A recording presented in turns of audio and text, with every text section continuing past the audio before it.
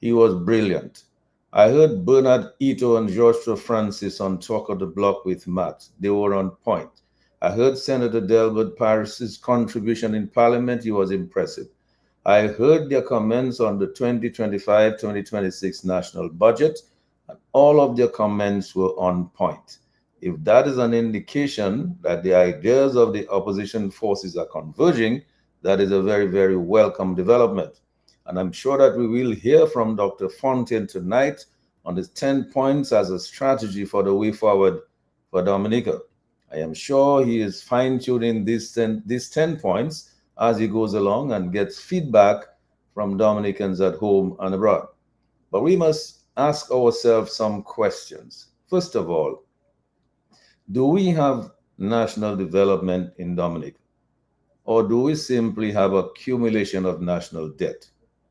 Did past national budgets create the policy environment that enabled Dominicans to independently earn a decent living and a quality of life? Or did they simply encourage out-migration to greener pastures in the region and in North America?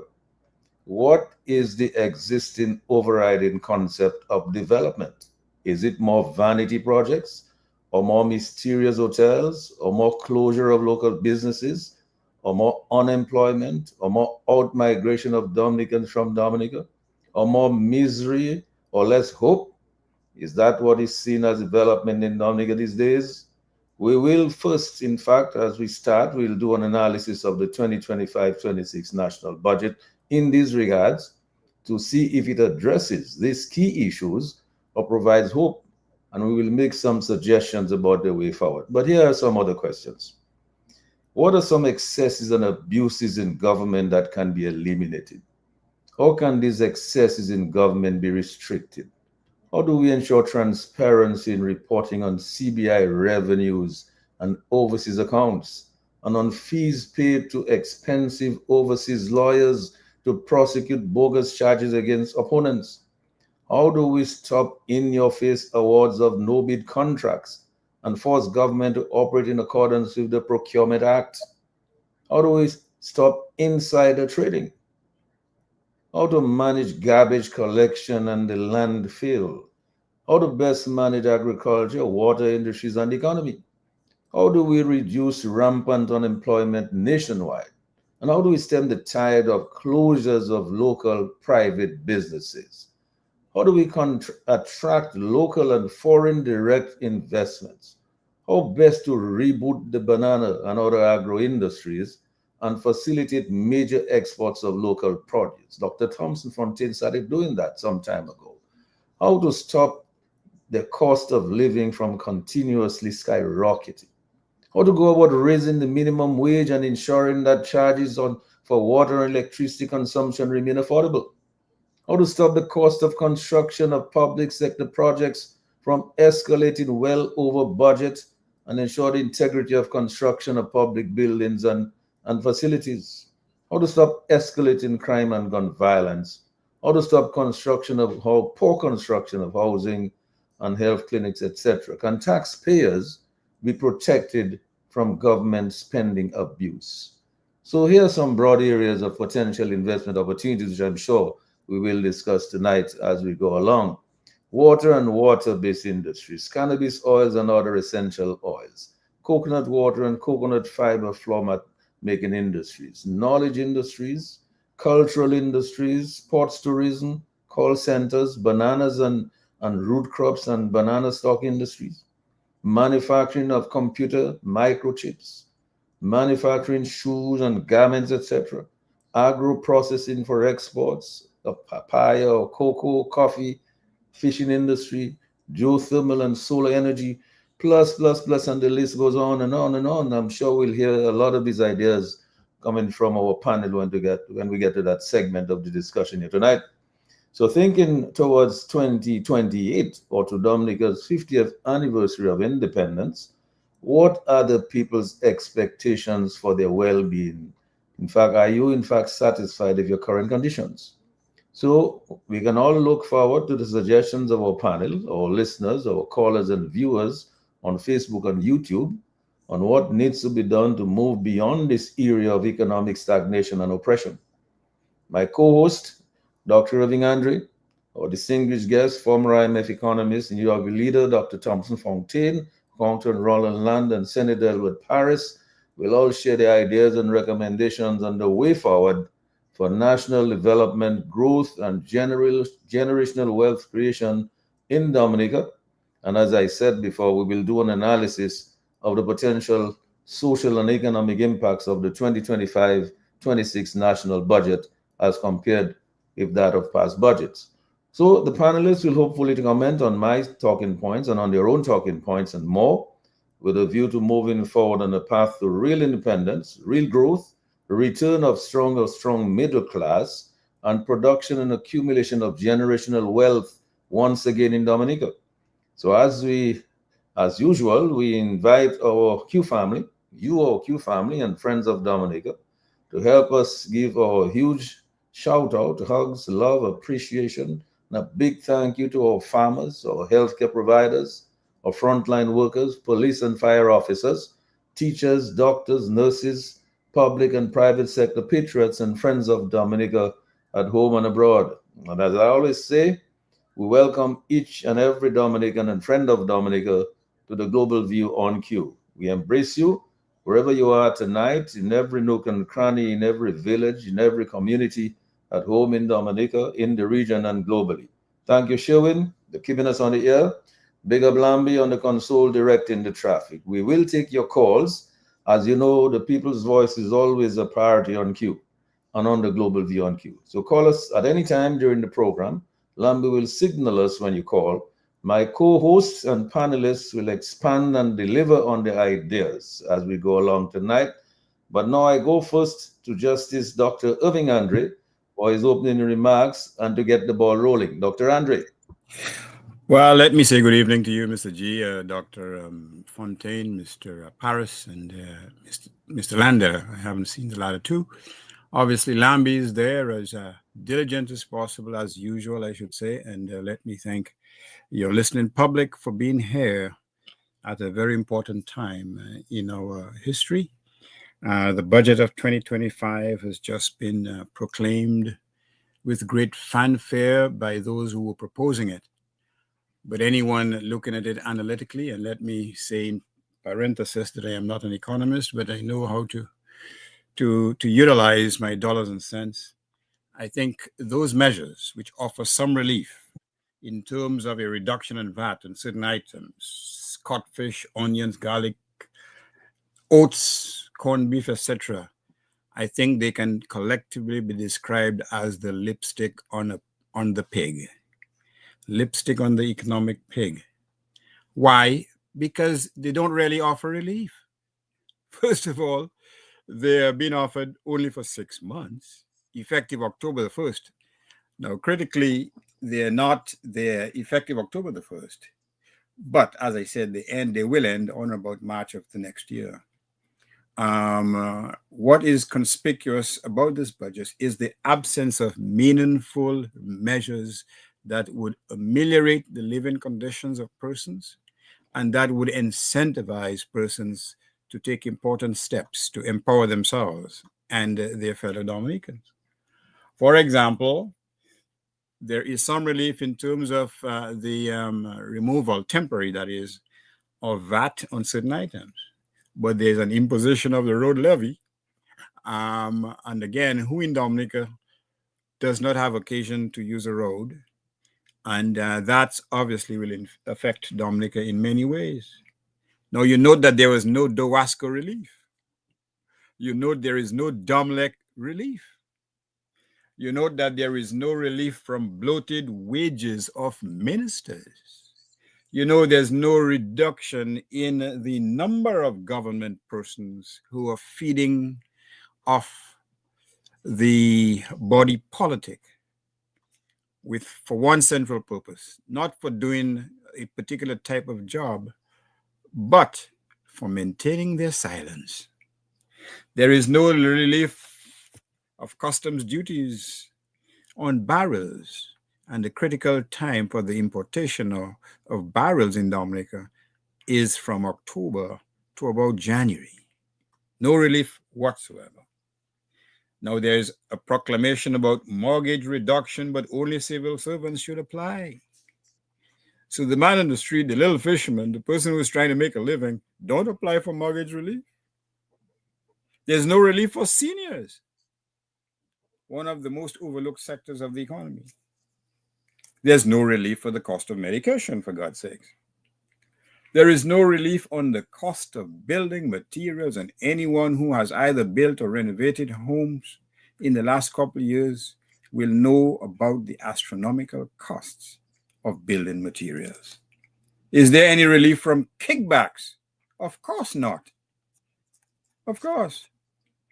The pig has to be fed at the trough. There is no relief from no bid contracts. There is no allocation for the providing of, for example, refrigerated boats to take the goods which require refrigerating to regional destinations. Where is the incentive, or where are the incentives for small producers of local products? Where are the markets for coconut products? Where are the incentives to market new products, whether it's moringa, whether it's marijuana, or other types of produce? What about canned citrus? Not a word. What about incentives for small business? A few years ago, with great fanfare, persons, local cottage industries, were asked to submit what to them was a significant sum of money, whether it's over $2,500, with a view to receiving assistance in their little woodcraft endeavors and so on. Not a word. It never materialized. These folks who were looking for assistance were left out of pocket just by applying for help. What about assistance or incentives for marketing the tens of thousands of board feet of lumber felled by Hurricane Maria? None of it. What about incentivizing an incipient industry for the building of homes, wooden homes, to enable people to hopefully expand on those homes as they become wealthier? It is conspicuous by its absence. So to suggest that this is a people's budget would be the biggest falsehood that you can think of. It is not. It doesn't contain those incentives that, quite frankly, have populated budgets in the past. There's no import substitution because we have to continue importing goods which we don't really want, which we don't really need. What about that? Nothing of the kind. What about incentives with respect to education and with respect to self-empowerment through local industry? Nothing of the kind. So like I said, this budget just has the trapping. It has the trappings of relief.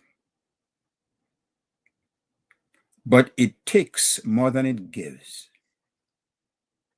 As I said, it is the lipstick on a pig. And it will provide no long-lasting relief to Dominicans. But it will provide some relief to those whose bread is already buttered.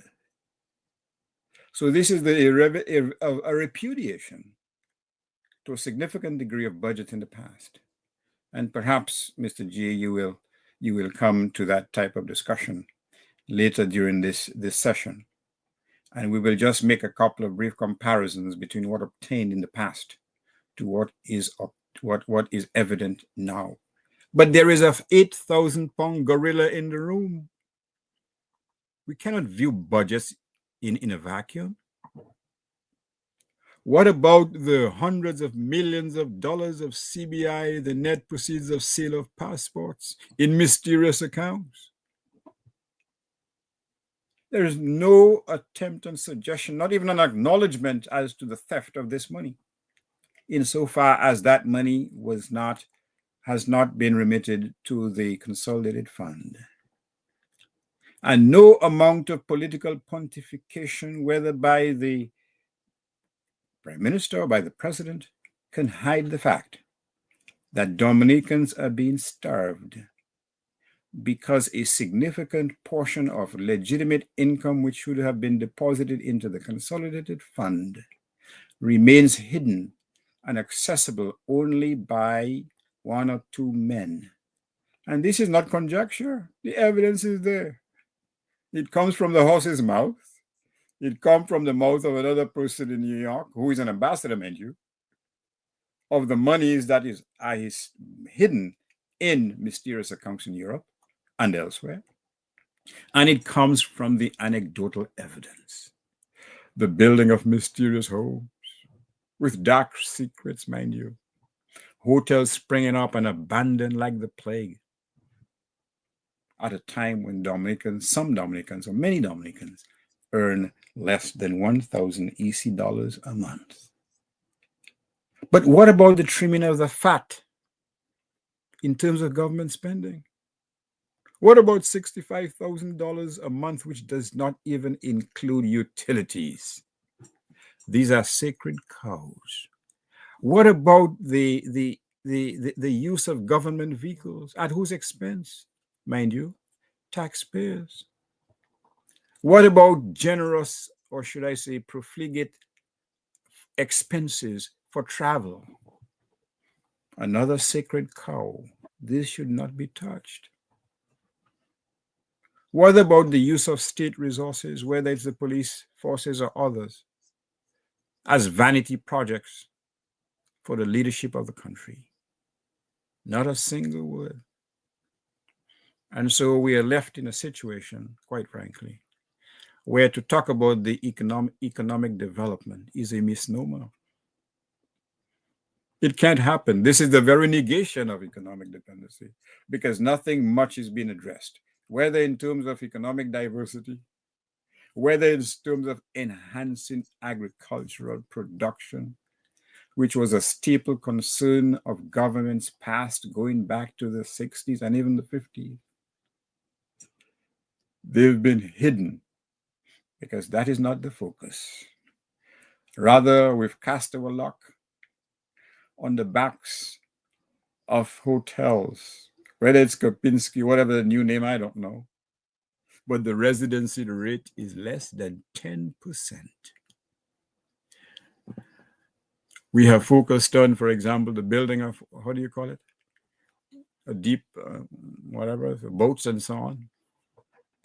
Marina. And who's going to be benefiting from that? I know Thompson has a nice peepwee that will be moored at that facility. I know certain Dominicans will be able to sell a grapefruit or two over there. But what tremendous benefits do we, or the majority of Dominican population, expect from these types of initiatives? They are designed to serve the filthy few. And unfortunately, this budget, in my respectful view, merely enhances and exposes, in my respectful view, the focus of this government, which is to create deeply entrenched divisions along economic lines in Dominica, and which will press the suffering poor even further down the precipice than they are already living in. So that is my dismal assessment of the budget, and I stand by it. Thank you. Thanks a lot, Dr. Andre. Now, Dr. Fontaine, I listened to your interview with Matt on the budget. It was brilliant. Now, I talked to Dominicans and friends of Dominica at home and abroad, and they're clearly of the perception that you have the knowledge and the experience to turn the economy around in Dominica so that a policy environment could be created that would enable ordinary Dominicans to be able to earn a decent living and a decent quality of life. You have your 10 points. We will talk about that a little later on, and because we'll come to that when we come to the way forward. But I first want you to talk to us about your impression of what is contained in this budget and vis-a-vis past budgets in terms of performance. What have they accomplished, and what it is you expect this particular budget to accomplish? Dr. Fontaine. Good evening to you, Mr. G, and of course to Lambi and to Dr. Andre. Did Dr. Andre say that he was not an economist? I find it hard to believe after listening Exactly. to probably one of the best analysis I've heard of the budget, and this is, as an economist coming after this, I'm even feeling afraid. This was excellent, and you can hold your own, Doc. You can hold your own. But seriously, it captured the essence of the concerns that we have about the budget. The fact that it does not address the current issues or the problems that the country is facing.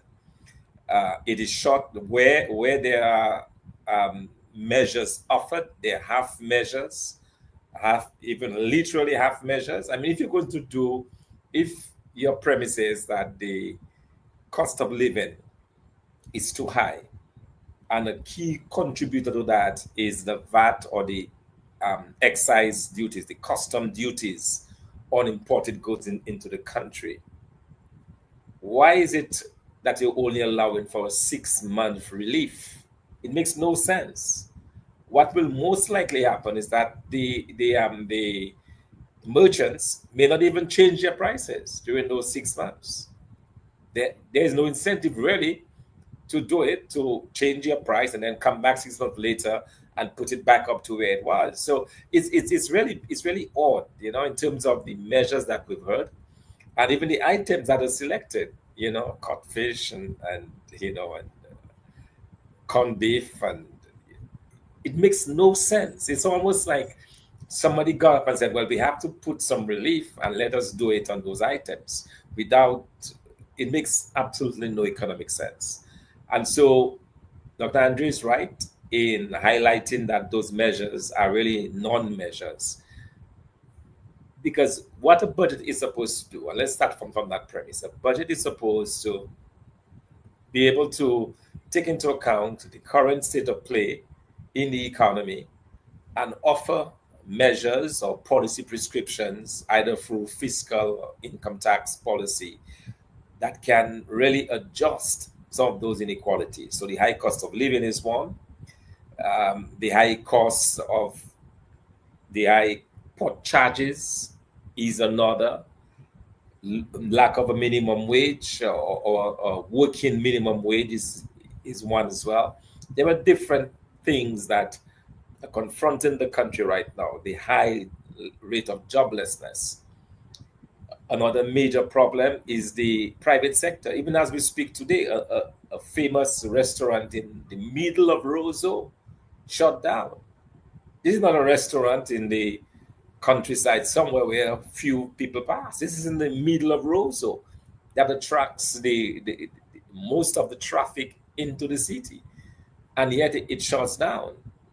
So the budget, it has fallen short in so many ways, and it was well articulated by Dr. Andre. I just want to lend my voice in probably explain a little further why this is a problem. So let's talk. All right, but let's be good and let's talk about some of the good things that are in the budget. So public servants, it does appear that finally the government of Dominica has paid some attention to public servants. It could be because in opposition we have been talking about the plight of the public servants, lack of salary increases, lack of access to housing, and so on. So the government froze in a housing program of 2%. It sounds good in practice. But if you assume that the average house in Dominica that will make you live comfortably, a comfortable house, probably a 1 or 2 bedroom house. Let's assume, just for argument's sake, it is $250,000. The amount of money put forward will only be able to attract 40 public servants out of 4,000.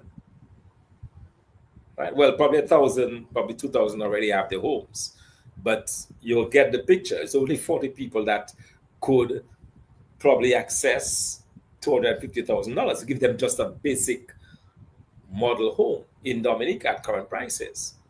Okay, so what you would have for the government would have done is because one of the things that have put in so much pressure and on costs and so on is the custom duties.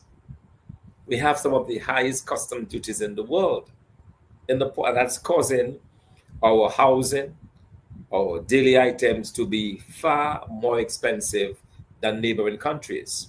So that Dominicans, when they travel to St. Lucia or to St. Vincent or even to Antigua, they find that prices are more reasonable there. And that is because of our very high taxes. So you would have thought a good common sense approach, if you're trying to help the public servants, would be probably to give some duty free on construction materials. Yes, the government would lose some money because they would have to forego some of that. But at the end of the day, they would gain back. And the other thing that the budget mentioned is that 40% of their non-CBI revenue comes from the VAT. Okay, so if 40% comes from the VAT, it means that the other 60% comes from the same import duties, which are just extremely high. So if you were talking about tackling the cost of living, you would want to do it by looking at some fiscal policy or tax policy that would target those exceptionally high rates of import duty. But see what has happened. They've even gone the reverse to impose higher fees. So now the vehicles that previously attracted a $3,000 levy now may attract up to as much as $10,000 levy. I mean, it is mind-boggling that you're trying to ease things up, and yet you're imposing higher duties, you're imposing higher levies, you're imposing higher fees. So in that respect, even when we have something that could be good, it may not necessarily work because it is not widespread enough, it is not far-reaching enough, and quite frankly, I wonder about the sustainability of this budget. And the reason why I say that is because in March of this year, the IMF, after an article formation, reminded us or told us that the CBI revenue that followed by as much as 50%. In last year's budget, CBI was over $600 million. Or that was what was projected. This year, it is $670 million. I would like to see what happened to the collections last year. In the past, this information would have been in the budget. You would have seen the CBI, they would have had the budget of 2024-25, and then the outturn, and then the budget, so that you can make a reasonable comparison. Because what we know is that the government of Dominica consistently underperforms in the budget, consistently. So last year, for example, they announced a $1.4 billion budget, but at the end of the day, we will find out that the budget only amounted in terms of execution to probably half of that, $700 to $800 million. So the idea that you go up there and say you have a $1.2 billion, it's almost to me a ploy to fool the Dominican public. Because when they hear about $1 billion, heads begin to spin. Oh, $1 billion. By the end of the day, in reality, you have far less than that. But the government keeps playing those games each and every year. And that's the reason why we see a budget that is devoid of any real effort to challenge the circumstances that we are facing right now. High joblessness, high rates of inflation, our young people leaving the country, None of those issues have been challenged, have been targeted in this budget. And that's the reason why I'm extremely I'm extremely worried and concerned about the future direction of this country. Because if after 25 years the government is unable to really tackle the problems that are facing us, then it means that we're in a very, very bad way. Still. Dr. Fontaine, you talked about the budget of 1 billion, 1.2 billion, but in past budgets have shown definitely from a point of view of execution and performance, the various ministries by and large have not spent significant percentages of the budget allocations. But how do you achieve the objectives of the budget if you don't spend the money that is allocated and approved by the parliament for the budget? Exactly. And the part of the problem I suspect is that they simply don't have the money. Simply don't have the money. That could be one of the reasons why we have this continuous underperformance. The money is not there. So the votes clerk in the Ministry of Communications really wants to build that feeder road that was budgeted for. But when she goes to the Ministry of Finance, says, oops, sorry, we don't have the money. So that I suspect is what is going on there. Right. So it's really a situation where it appears to me the government consistently overstates its revenue. It overstates its revenue. It overstates its ability to collect, its ability to really put the measures in place to get that kind of revenue. And part of the problem is because of the failure to grow the economy. If you're consistently not growing the economy, you will not be able to gain those levels of taxes that you have in your budget. And that seems to be what is happening. And that's the reason why I'm very curious to see the outturn, last year's outturn. In actuality, what did you collect? They made mention of 10 million more, but never said, well, they said 10 million in arrears that they were able to collect, but never said how much did that add to the overall amount. So it leaves us to be guessing. And you would think that if it was a lot more, they would have put in the amount in there. It's not there. Dr. Andre, we have collected billions of dollars in CBI money. Obviously, the accountability for this money has not been forthcoming, right? But the point Dr. Fontaine is making, if, for example, these funds were utilized to boost the pillars of our economy, like agriculture, like tourism, like the knowledge industries, and manufacturing and agro-processing, at least we would have seen something in the economy. But instead, what you have is shops are closing, businesses are closing, and Chinese are taking over the Roseau. And then what you have is, in this budget, incentives have been given for 6 months to reduce the import duty on corned beef and sardine and items that can really, help to exacerbate the non-communicable diseases. And yet we're not providing any incentives for manufacturing, for agriculture, for export, for shipping, agro-processing, so that we can take advantage of the great soil that we remember. Dominica used to export $180 million in bananas, years gone by. Your thoughts on that? Look, the raison d'etre for a budget is to reflect a slate of measures, incentives that ultimately will empower your people or your population. It is a program designed to give people the wherewithal to take care of themselves and to take care of their families and to create generational wealth. That is the original, or that is the fundamental justification of a budget. That is what government is all about. To help your people develop to create the enabling environment for them to do so, for them to prosper. Not to create beggars or mendicants, but to create producers, persons who, through the sweat of their brow, succeed in creating something meaningful. Let us compare and contrast a couple of things. Okay, the budget provides VAT relief for There's even what? Didn't I hear soy something? Is it soy milk? What is it soy milk? I mean, Thompson, I know you own a couple of cows. Soy, did I get that right? So I think so. You mean in Soy terms of something. exempted items?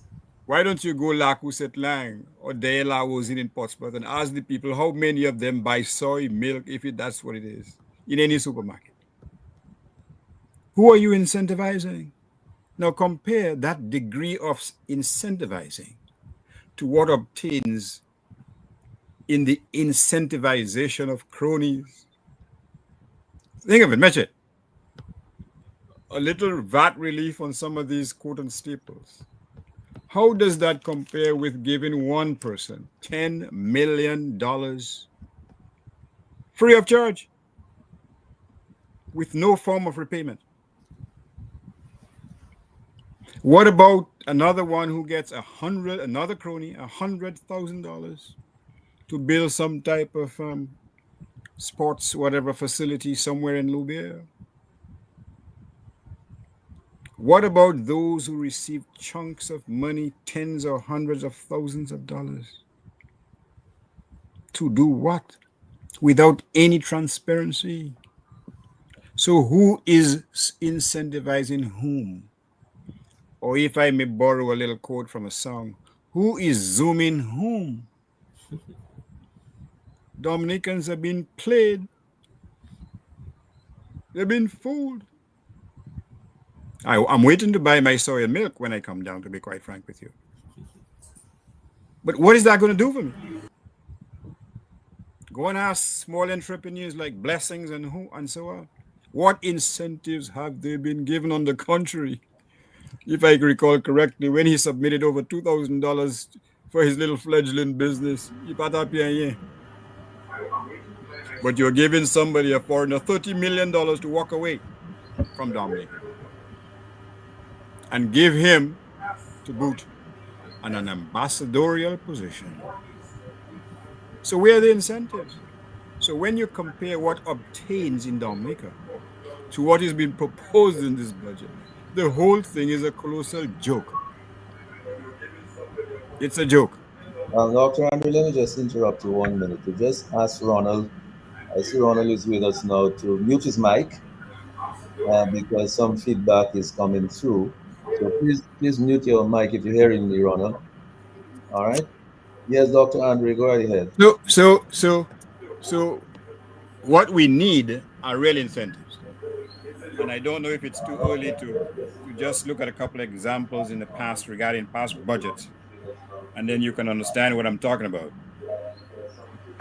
For example, in 1976, the Patrick John administration, in fact, making April the 29th, 1975, the throne speech regarding the budget. That's in 75. That's what, 50 years ago? Thereabouts. Here are the measures for the following fiscal year: to institute an effective system of price and supply control, to institute a system of import substitution, to continue to enact incentives legislation to attract industry to Dominica, especially those of the enclave and assembly types, the establishment of a comprehensive social security scheme to foster social justice and not to exclude a whole sector of foreign workers who just take the money and run. Cooperative development in the various fields of human endeavor.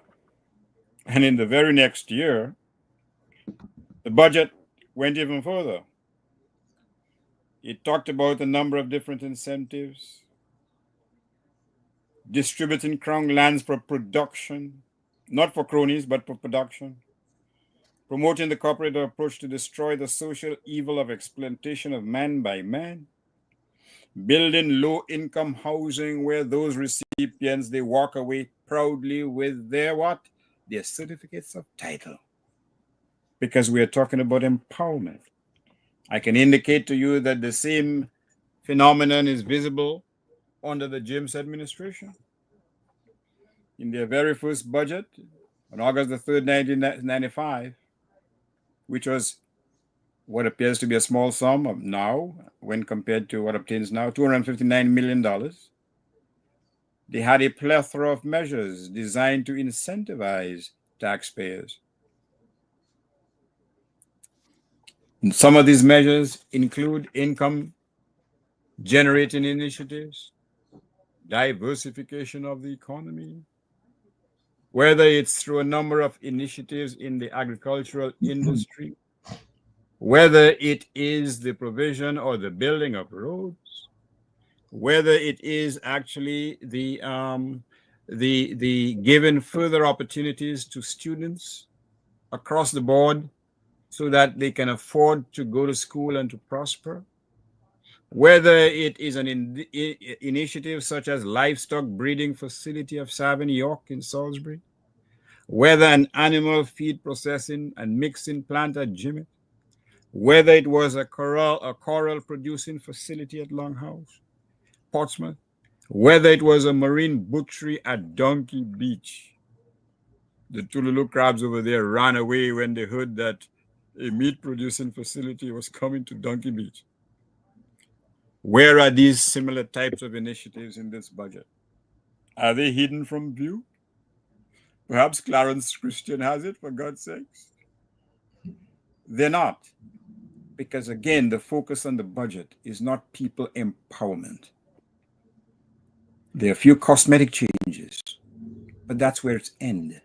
And if you compare this budget to what obtained in the past, and I can give you more examples, but time does not permit me to do so, you will see that it is lacking in a significant fashion in terms of empowering Dominican people on the ground to make the best of themselves, to make the best of their skills and talents, to give them opportunities that they otherwise lack, to give them something to help them build up their lives, not to create a state of dependency. Let me ask you this. Where are these measures in this budget? Yes, Thompson, I want to come back to you now on that because, Dr. Andre is raising some very salient points there about this budget. And you notice that he referred to the first budget of the United Workers' Party, a very meager $250 million in those days. I mean, the budget has gone up to $1.2 billion now. But look at the range of incentives that were produced, were issued by the United Workers' Party government. Your thoughts? Yeah, exactly. So here you have it, almost $1 billion added on. And yet in terms of the substance, it just does not measure up. And that's what I've been talking about. The inability of this government to allow that budget to match with the current realities is what is lacking. The workers' budget of 1995 was able to take a good look at what was going on and come up with measures to, increase incomes. I remember one of the major parts of that was the incentives to public servants, for not only public servants, for everyone. The building, those that were interested in building their homes were given duty-free incentives, and scores and scores of people took that opportunity. So all those beautiful homes you have in Wall House and in all of these built-up areas, a lot of that happened in that period when people had access to much cheaper material and they grabbed the opportunity. These were real incentives. And it worked. It made a difference. It created a housing boom, the construction boom. Jobs were created, jobs that went to local individuals, so local carpenters and masons and builders. And at the end of the day, it contributed significantly to the state of economy, to the state of the economy. We're not seeing those same kinds of incentives in that budget, and that is where the concern is. So you get the sense that this government, even after 25 years, they are still not sure of themselves. They still don't appear to know what they're doing. They still may not understand exactly the way to go, and it is clear. Because at the end of the day, this budget is not going to help economic growth. It's not going to help us move beyond this miserly. Well, they claim they're going to get 3%, 3.5% this year, and a lot of that has to do with what is going on with the construction of the international airport. But imagine you have to expend over $300 $400 million to actually get a little boost in your economy. So that is a real problem, and that is where the concern is. And why is it that this government after fees cannot do better in terms of planning for the future, in terms of addressing some of the pressing economic issues that the country has? Why? The question that I keep asking is why. Yes, and thank you for that. And we will try to see if we can tackle that question tonight before we leave here. But Ronald is with us here now, Ronald Lander. Ronald, how are you doing? Your mic is muted. If you can unmute your mic, then you can talk to us. All right, so Ronald seems to be having a little technical difficulty. Ronald, are you hearing us at all? Oh, well, if you're hearing us, you should unmute your mic. It is muted. But Dr. Andre, let me just go back to you while we are waiting for Ronald to fix his little problem. Just click on the microphone button below your screen there, right at the bottom. There's a microphone there. Just tap it. But he had it unmuted a while ago, but then he muted it again. So, so Ronald, try to get this sorted out. And as soon as you have it sorted out, just jump in and we'll talk. So just, try to unmute your mic. Dr. Andre, it's truly amazing, that we recall the days when other governments were in office. I think he's okay now. Oh, Ronald, you look like you're with us now. All right. You My profound apologies. I've been having some technical problems here. Yes. The technician has guided me, and I'm on now at long last. Okay, excellent. Now you've heard, I imagine that you've heard some of what was said by Dr. Andre and by Dr. Fontaine, I imagine. Unfortunately, I did not hear too much because I was trying to deal with my technical problem with the guidance of Sherwin Norris. I see. Okay.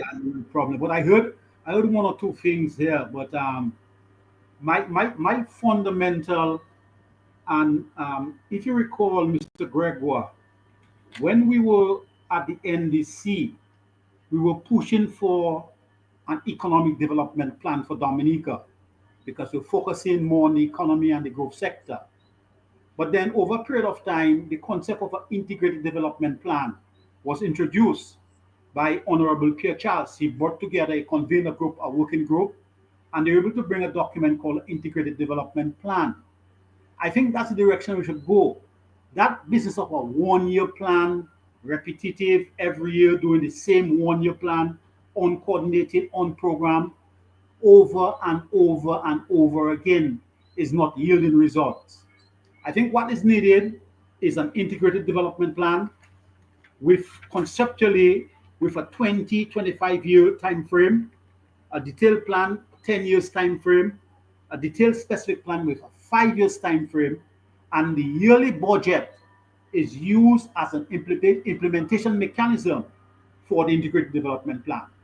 So when it comes to the yearly budget, we are implementing a component of the plan, but trying to put a plan together and implementation activities together is creating a problem. And you will see that in this particular budget, there's a lot of information flowing around that does not add up together. I'll give you an example. When we talk about the inflation rate decline from 3.5% in 2023 to 3.1% in 2024, and you're still trying to implement certain cost of living provisions, and you're looking at the minimum wage doesn't add up together. If your inflation was so low Dominicans should be able to deal with that particular cost of living with that low inflation. But unfortunately, I have doubts about those numbers. Then when I see the debt to GDP ratio approximately 89%, the ECCB stats give a higher figure. We look at the projected growth and we look at the areas that we're looking at to grow the economy. And interestingly, in terms of the expenditure, the recurrent expenditure is 679.9 million. But only 8.9 million is going to agriculture, 1.3%. Tourism, 23.8 million, which is 3.5%. And this is supposed to be a major growth sector. So how are you going to grow the economy? You see significant proportions were given to finance, education, national security, health, public health. Yes, these are important areas. But if you want to grow your economy, and that's where the integrated development plan comes in. If you want to grow your economy, you've got to expend a significant amount of your resources on agriculture, tourism, and the other growth sectors. Then when you come to the capital expenditure again, agriculture only gets 3.4%, tourism 0.8%. And interestingly, the office of the PM gets 52.5%. So you're wondering exactly what is happening and how it's happening. And how are we going to move this economy forward? When you look at revenue mobilization, you look at the expenditure side, then you look on the revenue side. Your recurrent revenue is 1.1 billion, capital 5.2, grants 117 million, and loans 88.8 million. We've got a serious debt problem, and we're going deeper and deeper into that problem. In 2024, our debt to GDP ratio was over 90%, as stated by the ECCB. And it seems that we're getting back into that area. But in the revenue, the tax revenue is going to amount to 443 million. And we expect to get from CBI 635 million. The CBI seems to be running into some problems. If the CBI disappears, what's going to happen to that projected 645 million? Will we have an economy in Dominica? And this is a compelling question. Yes, I'm with you, Ronald, on that. We're going to come back to those numbers, because Dr. Andre, isn't it really preposterous to, in the budget, to have the Prime Minister's office allocated 52% of the budget? I mean, and when what we're talking about are the growth pillars of the economy are getting minimal allocations. Well, it's interesting, because one of the cronies of the leadership was on radio trying to justify this by indicating, among other things, that, that ministry is in charge of the airport project, the marina project, and so on. But as someone correctly pointed out, wasn't it said that whoever is building the airport would come up with their own seed money, generated presumably through the sale of passports? Why does it repose in his ministry? Given the fact that we have a history of no-bid contracts, given the fact that we have a history of certain projects being overvalued. In those instances, what happened to the difference between the actual value and the overvaluation of these products? Is there a cynical reason why such an astronomical sum reposes in that ministry? Because it reflects a disturbing pattern. That's the bottom line. And as I said, no amount of pontification, justification can hide that ugly reality that is draining, among other things, the revenue of Dominica. is disappearing into a dark hole. It's disappearing into a hole where persons are feasting on a 30% salary increase, where civil servants have to make do with an increase of less than 1%, if they get any at all. And this is the sorry state of affairs that we have to live with in Dominica. The economy, the income generating capacity of the island is being drained as if you had 1,000 leeches attached to the body politic of Dominica. And then we wonder why we're not making progress. And then we wonder why a former minister of government said truthfully that Dominica is last in anything. Can we take a call? Lambi, let's take a call. Caller, please go ahead with you. Hello, caller, are you still there? I look like we've lost that call. Caller, please call back. I mean, maybe we kept you waiting a little bit long on the line, so please call back as soon as you're able to. Now, Dr. Andre, I mean, the question is, well, Thompson, maybe I better address this question to you, because it seems to me, and that one of the things that we're finding in this budget from year after year after year is that there's some lofty objectives, lofty ideas, sound nice on paper. And then these allocations are made to those ministries. And the ministries sometimes don't spend more than 20%, 30% of the allocations. So how do you realize those objectives if the ministry is not spending the money to achieve those objectives? You're muted. You need to unmute. Yes, part of the problem I have seen with this budget and the way they do their budgeting is that a disproportionate amount of money goes to the Prime Minister's office, and the rest of the ministries get peanuts. For example, $7 million goes to the Ministry of Agriculture, when that ministry should be driving. Tom, hold a second. Let me just ask Ronald to mute his mic. Ronald, just mute your mic while when you're not talking. Go ahead, Thompson. Yeah, so it's the whole question of the way you apportion those resources. Guys, I saw a strange thing, even where the monies for construction, I see it in the Prime Minister's office, and you wonder why. So there is a very odd way of doing things. The Prime Minister's office should not be getting this huge amount of resources, quite frankly. So there is a problem in the way the monies are apportioned to the various ministries. The ministries that should be doing the donkey work, as we say, those ministries are underfunded. So when you apportion $7 million in recurrent spending to agriculture and $23 million in capital spending, that is simply not enough. $40 million investment in a sector that has the potential to drive up your rate of economic growth, that has the potential to create all of those jobs. $40 million simply is not enough. And if you look at the execution of that $40 million, it does not even add up. It probably suffers the same 60% execution like all the other ministries. So if you take 60% of 40, that's $24 million. Total, probably that end up being spent on agriculture in a whole year.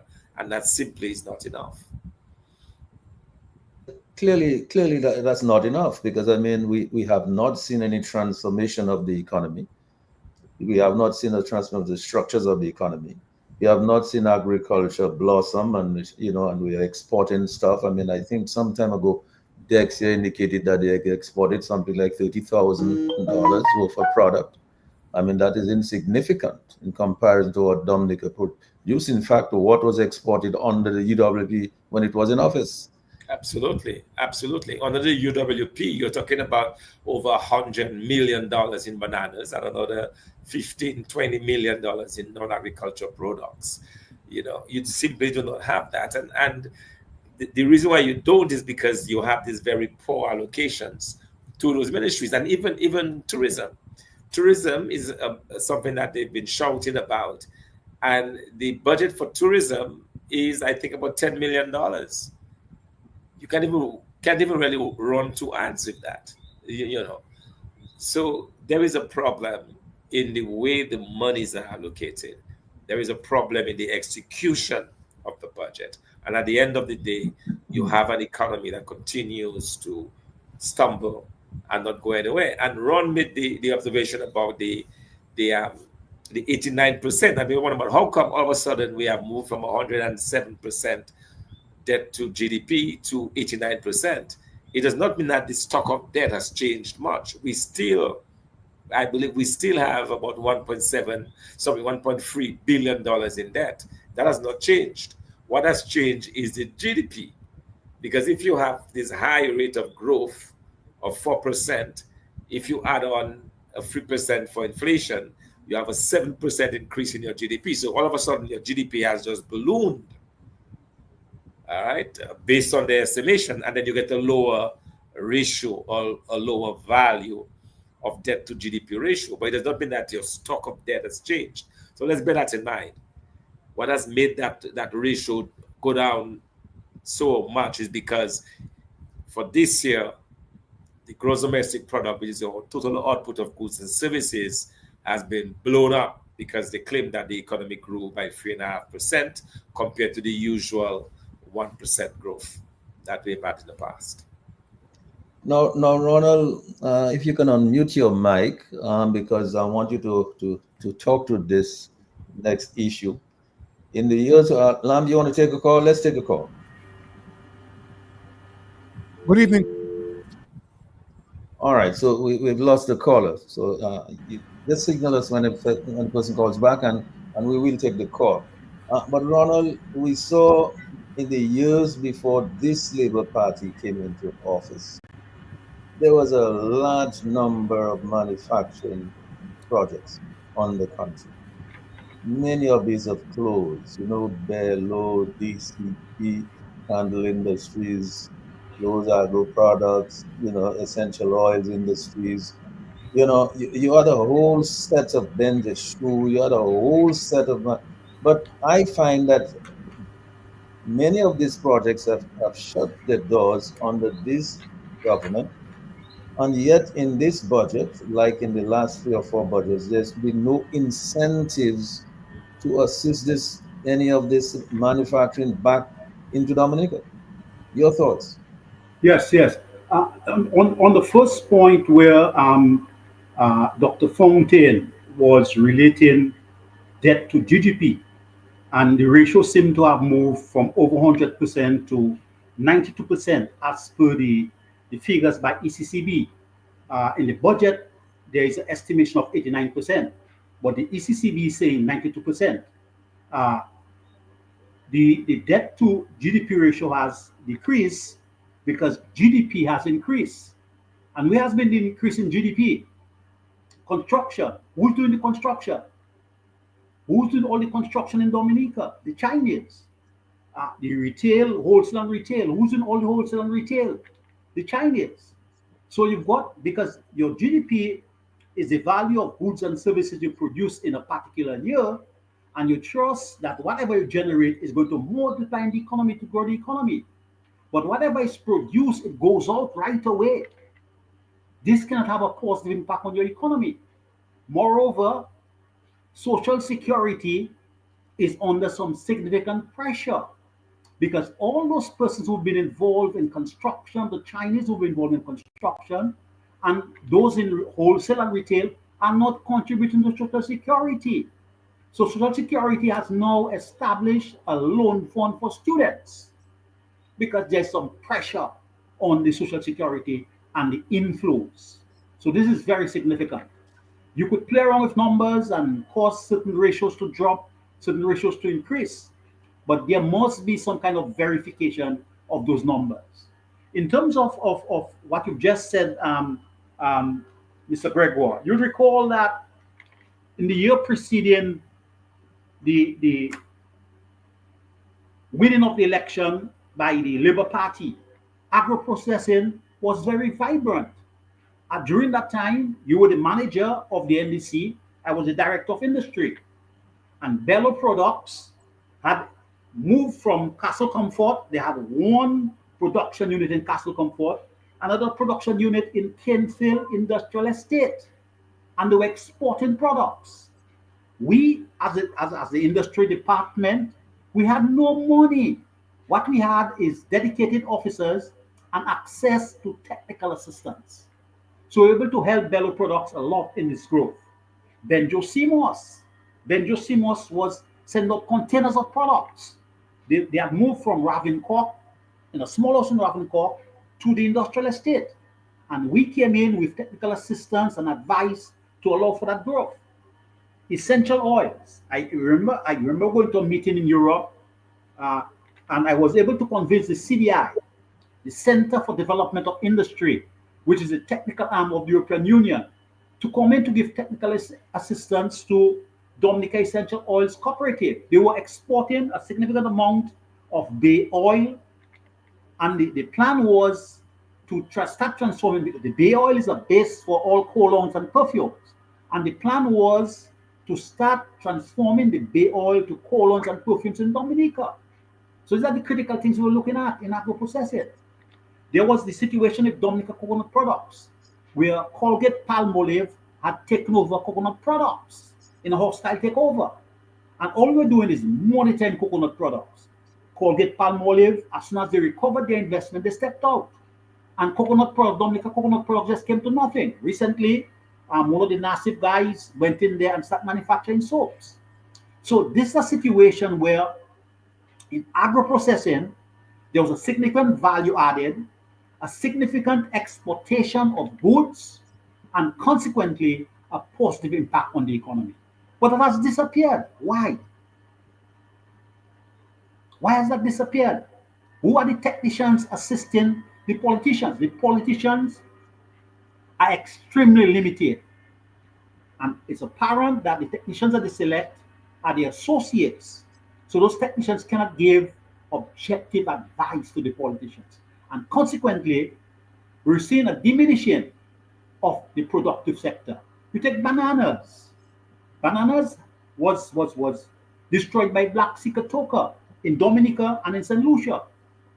St. Lucia found a way of getting around the black cicotoca and started to export bananas again to the UK, and they're still exporting bananas. What has happened to our banana industry? What other products, agricultural products, are we exporting at this point in time? There are no agricultural products being exported. You pass by the Depot Harbor, and the occupancy of the Depot Harbor is maybe 10 to 20%. On average, I pass there 6 times a day, and nothing is happening there. So consequently, we've seen a drop in the export of agricultural, of agro-processing products. Also, the area of water. In 1999 and early 2000, we were not importing any water. At this material point in time, we are importing 3 brands of bottled water. There's a talk about after 25 years of going back into bottled water. But this is a commodity. This is a commodity that we have. This is an advantage that we have that we are not using properly. Our water is flowing into the sea, and we importing water into Dominica in plastic containers. These plastic containers having a negative impact on our landfill. And we, in terms of the importation of water, we are reducing the economic impact of a commodity that we have in copious quantities in Dominica that we should be marshalling and exporting. Thank you, Ronald. Thank you for that. We'll come back to you a little bit later. But I wanted to go back to Dr. Fontaine, because, you know, many Dominicans are looking to you, based on your knowledge and experience, to help to turn things around. And you recently came up with the idea of these 10 pillars, 10 points, 10 platforms, 10 policies to take Dominica in a direction. I would like you to try to tell us something about those strategies. Thanks for the opportunity, Mr. G, and I get all the credit because I speak about it, but at the end of the day, I must commend the team I have a team of individuals who came up with the ideas and helped to craft it. So it's not just my work, but it's a group of individuals that have come up with this. And I really want to extend my gratitude to them. The idea is, or the idea that we came up with, was to look at areas where we look at the challenges that the country is facing. Challenges in terms of people not having enough money, not enough jobs being created, and not enough high valued jobs. We'll be looked at the fact that some of the key areas that could bring development and growth to the country have not been tapped into. So we looked at the challenges, and based on the way we observed these challenges, we were able to come up with 10 what we refer to as pillars that basically addresses those challenges. So, for example, to address the issue of economic growth, where our country has been growing on average, even if you remove the impact of Hurricane Maria in 2017, going on average by 1% over many, many years. You really want to grow your economy between 5 and 8%. A country, Dominica, like a country like ours, we need to grow the economy. Now, what do we mean by growing the economy? And I notice sometimes when we speak, we use terms that assume that everybody understands this, okay? But let me just explain to our listeners. What we mean is that there is a certain level of activity, economic activity, that must take place in the economy. And there is a way to measure it, and it is measured every year. And the way you measure it is in percentage terms. So the more activity you have, the more economic activity you have, the more jobs you create and so on, is the higher your economic growth, the higher gross domestic product, the higher rate of growth. So when we talk about the economic growing, is simply a means to keep check or to keep tabs of how big or how small. And that is used in percentage terms. So when we say the economy is growing by 1% on average, that is not good enough. It is not growing fast enough. It cannot create jobs. It cannot lift people out of poverty. All of those things. If you want to create jobs, lift people out of poverty, it should be growing by at least 5 to 6%. So the next challenge for us then is to look at what can be done to get to that rate of economic growth. And that's where the pillars come in. So one of the main pillars is what is going to happen to agriculture. We have agreed, based on the history of this country, based on the endowment in terms of what we have in this country, everybody that have looked at this problem agrees that agriculture must be the major pillar, if you like, the major means of getting to grow the economy. All right, so then we have a focus on agriculture. Another area that we focused on is manufacturing, and in particular agro-processing, so that when we go big into agriculture, we don't just export all of our raw material. We don't just export the dasheen and the yams and so on to Antigua and the plantains, but we invest in agro-processing factories. We'll be able to turn the plantains into plantain chips, turn the dasheen into flour, those kind of things that will add value to our produce. And then we look at the water industry that Ron was just talking about a while ago. That's another key area where not only through bottled water, but through bulk water processing, we can expand. Even within the agriculture sector, our essential oils, again, Ron talked about it, our essential oil industry, our bay leaf industry, a key component of the perfume industry that can be developed. So we looked at all of those, and we say that we can grow the economy by increasing agriculture, having manufacturing to go with it, and then also a water industry. So that will form the basis of this. Then we looked at the other areas. We said, but a key part of that, if you're going to do all of that, we need the human resource to drive that. And the human resource that is needed is the young people. But we've noticed that our young people are leaving the country in droves. They're migrating. Our young people are helping build up St. Kitts and Nevis. They're helping to build up Antigua in the thousands. because they are not working. They cannot find opportunity in Dominica. So in order for us to be able to do all of that, to accomplish all of those things in terms of growing the economy, we need the young people to remain in Dominica. And the way you keep the young people in Dominica is by ensuring that you have a good wage system. You have a system of compensation so that people know that they can work. And that's how we came up with the idea of a living wage. What we determined is that if you're going to, based on the price levels in Dominica, the minimum amount anyone should be making in this country is $2,000. If you're working full time, $2,000 is the minimum amount. That translates to a minimum wage of about $12 per hour. And that's what we came up with the minimum wage. So it's not just a matter of saying $12. We looked at the calculation. We figured $2,000 is the living wage. And based on that, you have a minimum wage. So one of the pillars that we are proposing is to have a minimum wage of $12. Because with that level of minimum wage, all of those incomes are going to combine to really push the economy forward. Then we looked at the environment. No, but one second before you move to the environment, Thompson. In terms of this living wage, let's face it, a lot of young Dominicans are migrating to St. Lucia, to Antigua, to St. Kitts, to St. Martin, to Guadeloupe, all over the place, because the wage structures are so different in those countries as compared to Dominica.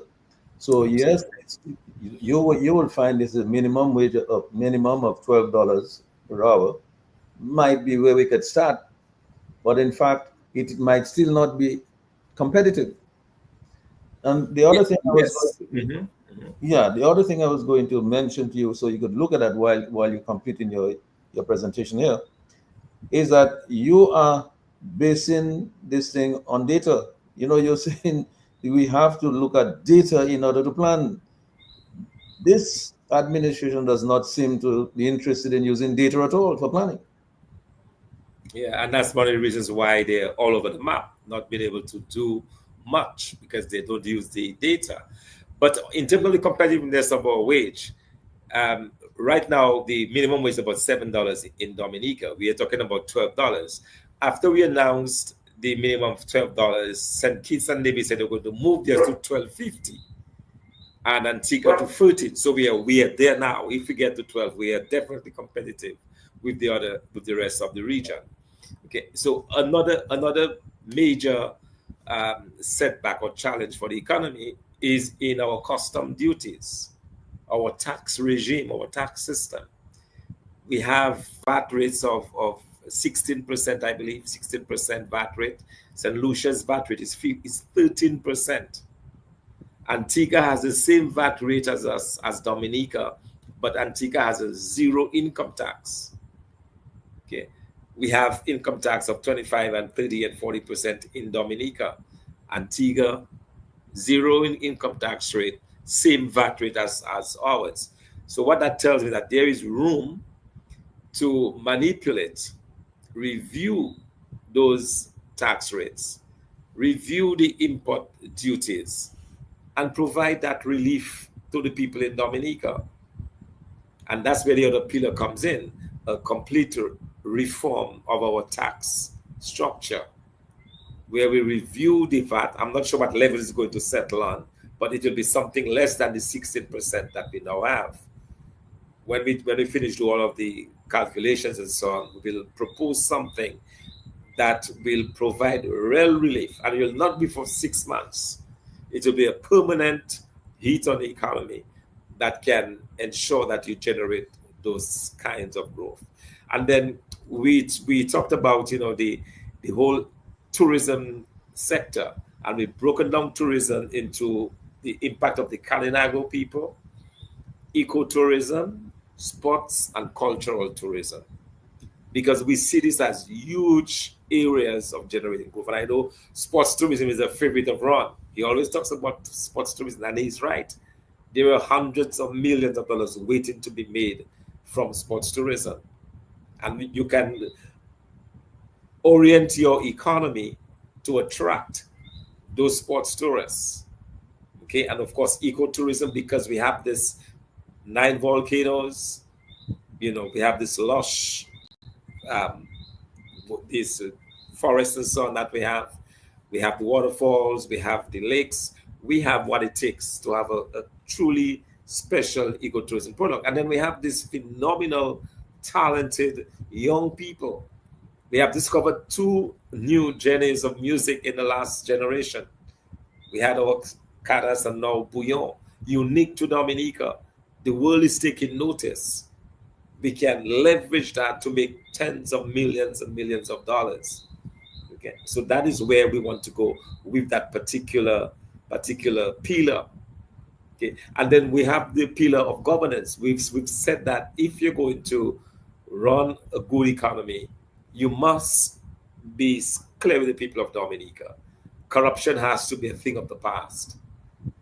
We've also said that you cannot have a government that favors one group of people over the other. And that's the reason why we have said that what we are looking at is shared prosperity for all Dominicans. Everybody should be lifted by whatever happens in the country. So no more government ministers getting 30% salary increases and the public servants getting 0, 0, 0. That should be a no-no.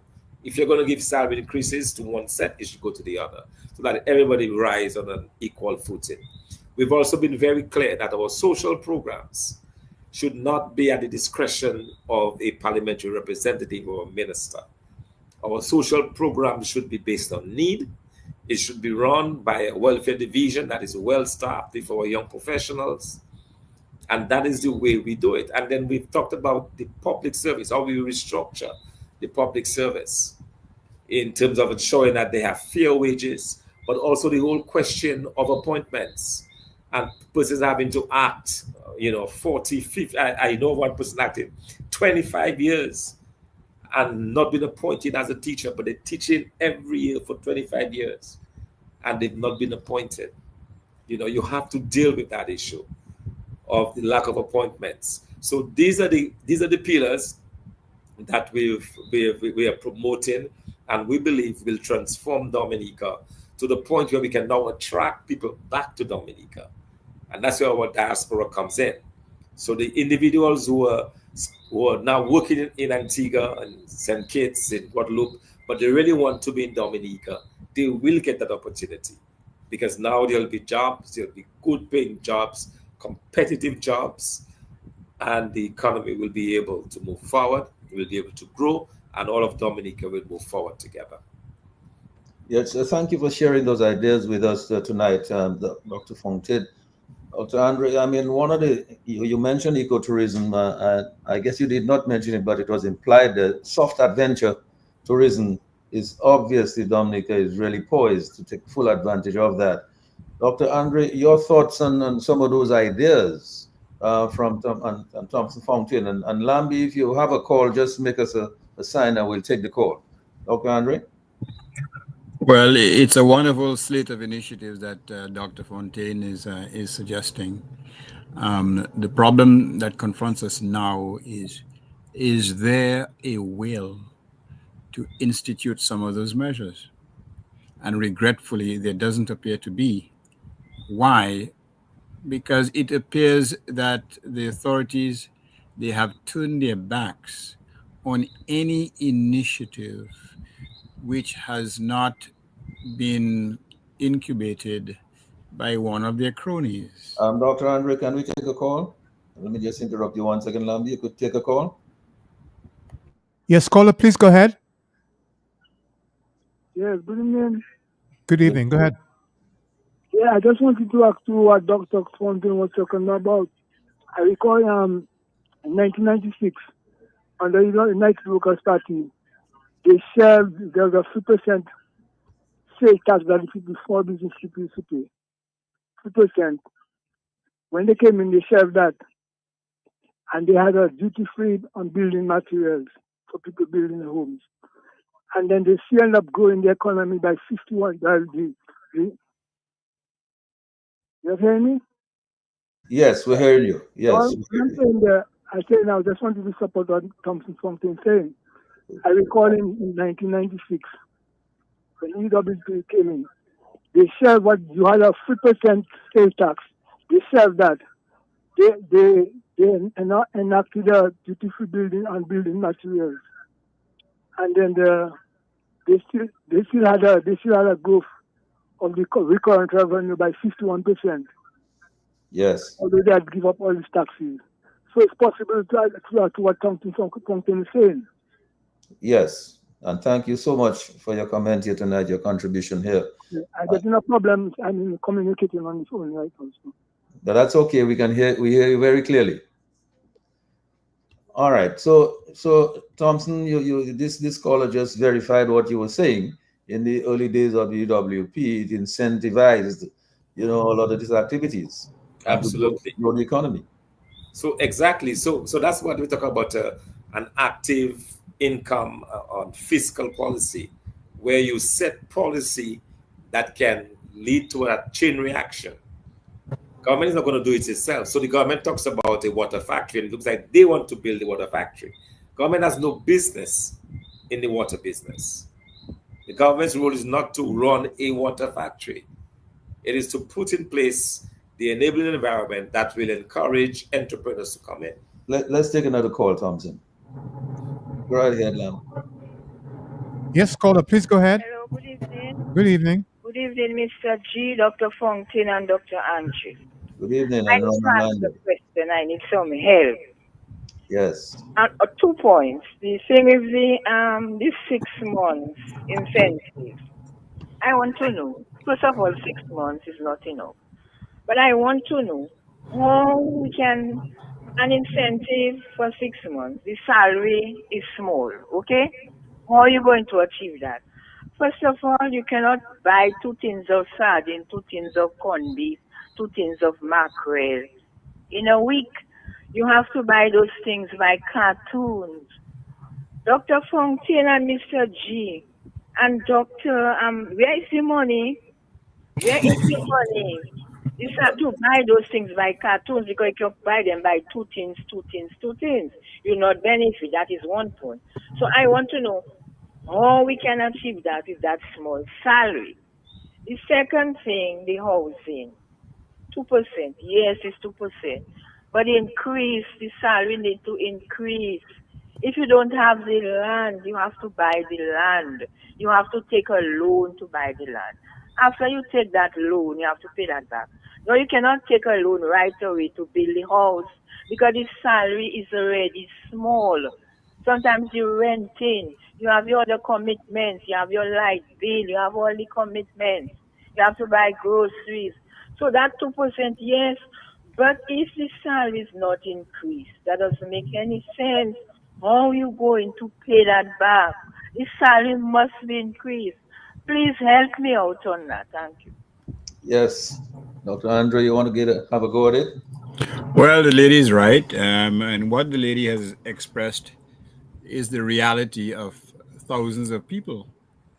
The fact of the matter is that anything relating to building or renovations is extremely expensive in Dominica. I'm not telling you what somebody said to me. I've been through it. It ain't cheap. And the question typically is, how can persons on the ground, either with a modest pension or a modest income, can afford to do these things? And again, hence the significance, or hence why it is so unfortunately the reality that there is very little emphasis on assistance in terms of building materials, for example, in terms of providing galvanized. I mean, after Hurricane Maria, for God's sakes, the prices of galvanized sheets skyrocketed. And Mr. G, your memory is better than mine. I cannot fathom or recall what assistance persons were given to purchase a few sheets of galvanized. It wasn't a priority. Or the cost of lumber, or nails, or screws. That wasn't on the agenda. So how can you claim you're providing relief to people, for God's sakes? if you are not addressing their real needs, or if your policies are not directed to where they're hurting the most? How can you? I mean, I can't wait to start importing my soy milk, for God's sakes, but who the hell care about that, in my respectful view? Huh? So it's a question of the priority. Who are you giving relief to? You have a marina, Jesus Christ, as I said. I can just see Dominicans flocking with the little peepees to use that marina. It makes no sense. You know? So the question is, what is our focus? I mean, one of the administrations, whether it's the UWP or the former Labour Party government, they impose restrictions on non-residents being able to export money out of Dominica. Eh? On the contrary, you have our Prime Minister boasting that non-Dominicans send over $240 million out of the Dominica to their relatives abroad. So there has been a complete reversal of emphasis, and we are paying the price for it. Therein lies the problem. The mentality or the philosophy is just not there. The focus is on something totally different. The focus is on expatriating your resources, not just parrots, for God's sakes. But is Lambi ready? So I'll Yes. shut up right now. Lambi, let's take a call. We lost that one. Oh, we've lost the call. Good evening, caller. Go ahead, please. Yeah, I just wanted to make a point of correction here, please. Yes. Go ahead. Yeah, I was saying the recurring revenue, they go by 61%. I mean, 61 point something $million, not percent, sorry. Okay. Okay. You get me? Yes. Thanks a Another lot. problem we have in Dominica of our government too, that the government is not going according to the current the financial administration constitution. Okay. With you. All right. Thanks a lot for that. Yes, Dr. Andre, you were completing? You're muted. Go ahead. All right. Yes. So again, One sec, Dr. Andre. Is it call Lambi? Yes. Good evening, caller. Good Please evening. go ahead, Good caller. evening. Good evening. Good I evening. find the math is not matching. That math's not matching at all. I cannot digest that. I want you to tell me how I going to buy the female carnation for that price and the money. Our salary is not big. So the math is not matching. Well, that is it. And I would like to know, when you talk about money not moving to Dominica, the Chinese them sending all their money back to China, all the penny they make in Dominica going back to China, not staying in our bank. I don't see how the math is matching. Somebody help me on that, please. Well, yes, this is exactly what Dr. Andre was saying. I mean, who is able to afford? I mean, who is this thing for? I mean, because the people it's supposed to be for cannot afford to buy any of this stuff because the salaries are too small.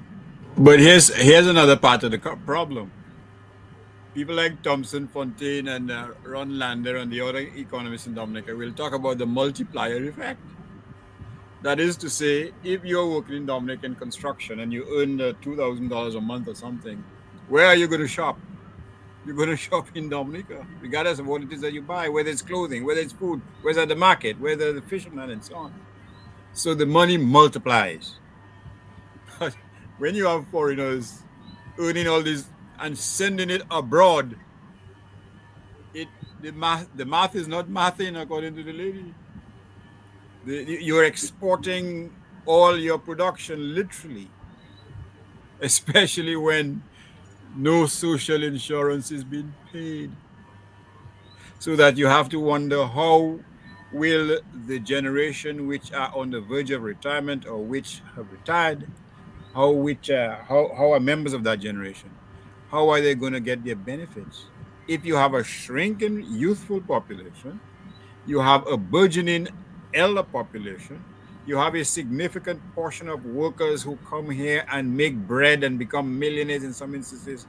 They are shipping what they earn to another country.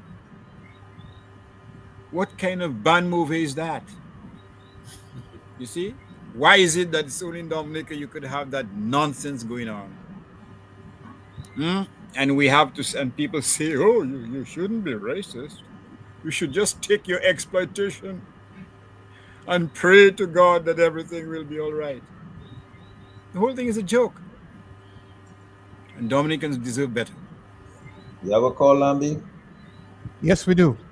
Caller, please go ahead. Hello, good night. Good night. Yeah, I have a question for those of you who are representing the panel tonight.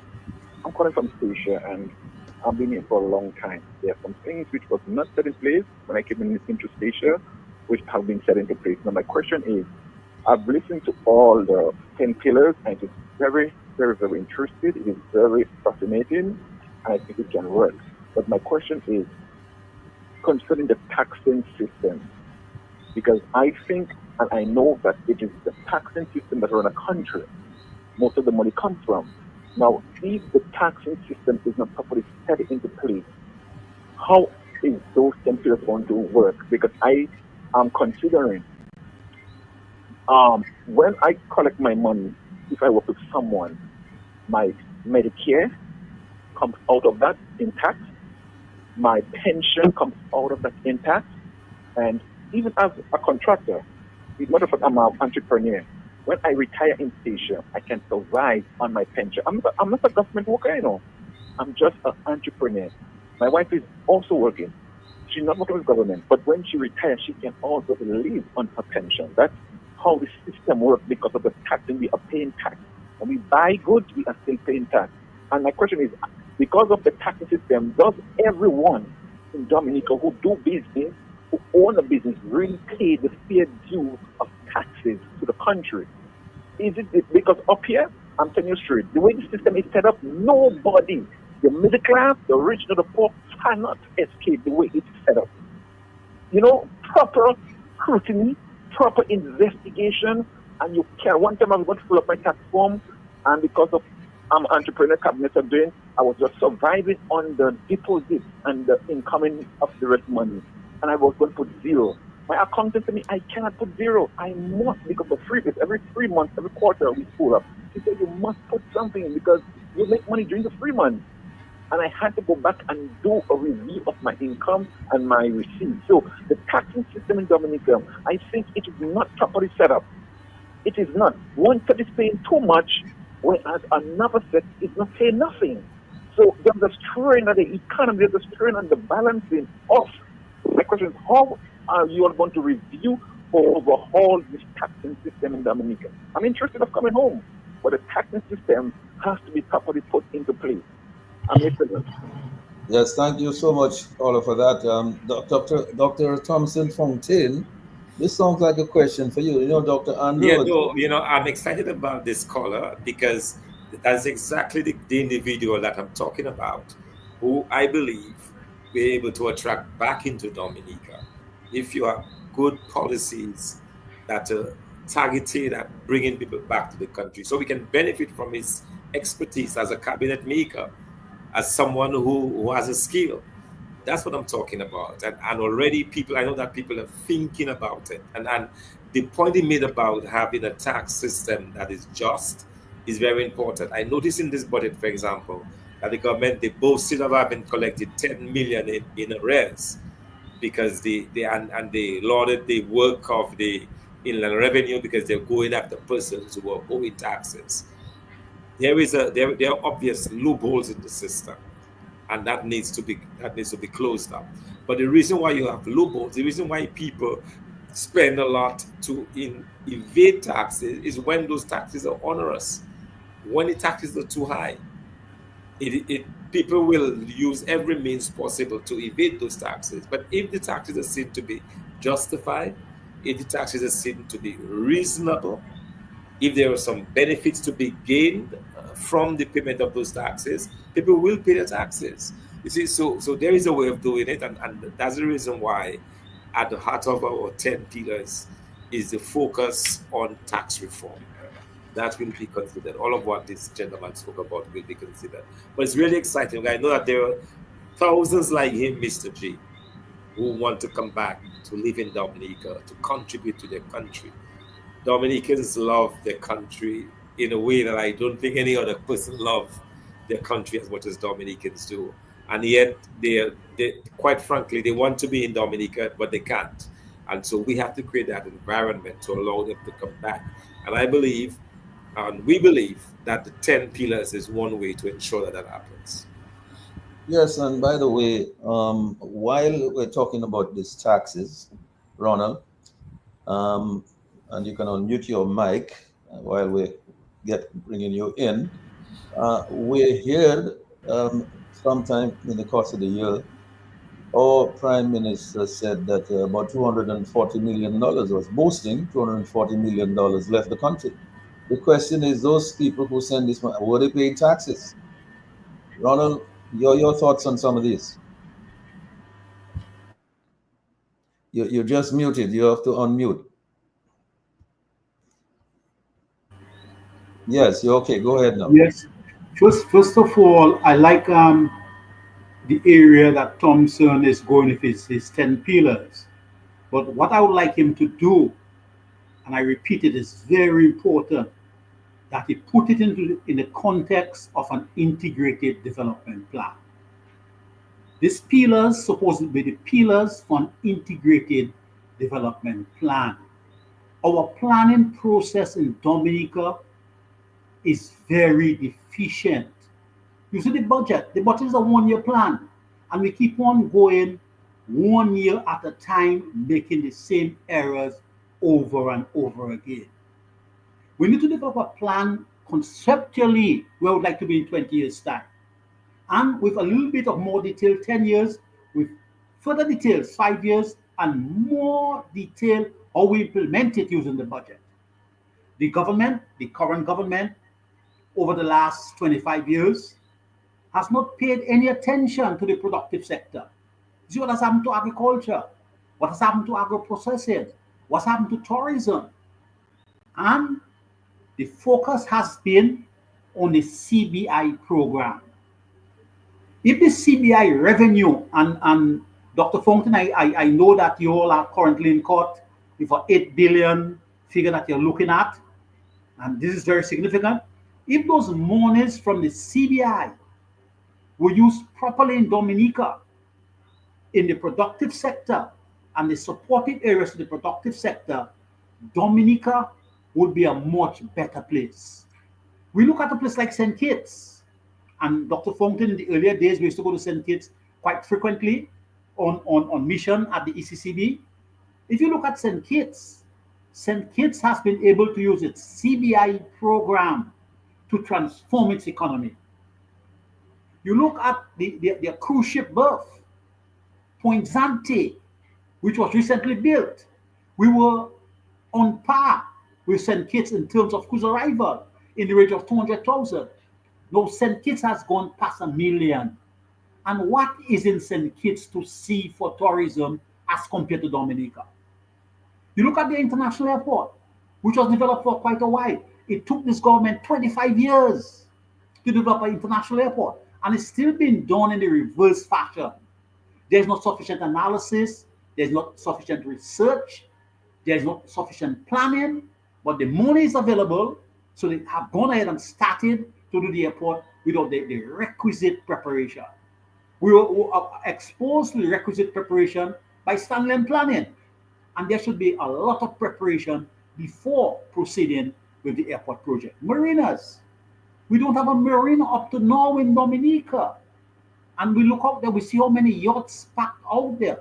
So this current government has not optimized the operation of Dominica over the last 20, 25 years. Moreover, the persons doing all the work in Dominica are foreigners. And as Dr. Andre said, if foreigners are making money in Dominica in the construction sector, you go around all over. You see Chinese driving trucks. You see Chinese doing everything. So when they make the money goes out.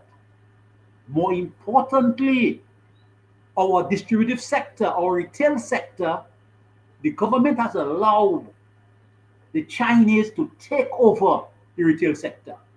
So even if you are individual in Dominica and you make your money in Dominica, when you want to spend the money, you spend the money in a Chinese shop. And what happens? The money goes out of Dominica.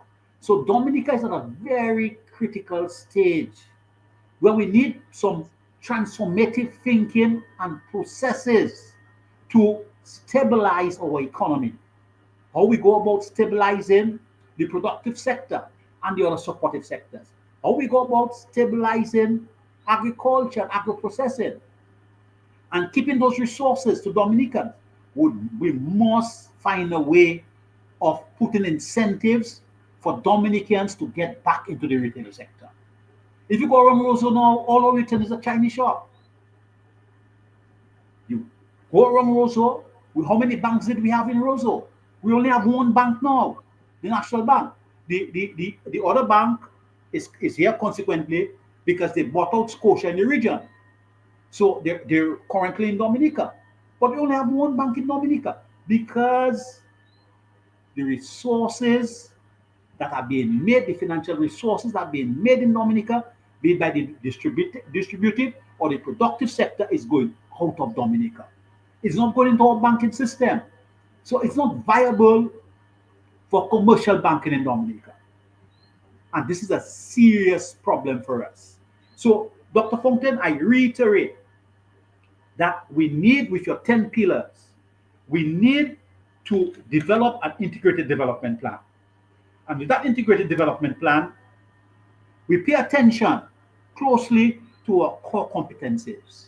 What are our core competencies? What has God blessed us with? Fertile soil, frequent rainfall, rich natural environment, nature-based products, and brilliant people. How do we develop a competitive, distinctive advantage in the areas, in the productive areas? And this is a major challenge. And the way we can deal with that challenge is not through a one-year budget. We cannot deal with it that way.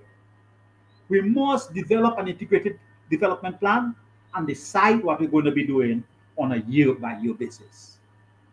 In that integrated development plan, my focus is mainly on the productive sectors, the growth sectors. The other very important sectors, the health sector, the education sector, the housing sector, that we need to deal with. But I believe the pertinent emphasis has to be put on the growth sectors. And how can we grow this economy? And more importantly, keep the resources in circulation in the economy so we can have a multiplier effect to impact positively on the economy. What we are doing in tourism, where are we going for tourism? How are we developing our tourism in Dominica? And this is very, very important as to how we develop our tourism in Dominica. Our cultural tourism. I see this year, the World Creole Music Festival is attempting to bring back most of our artists in Dominica, and a lot of them. Is it too little, too late? Have we lost out on developing a cultural industry in Dominica?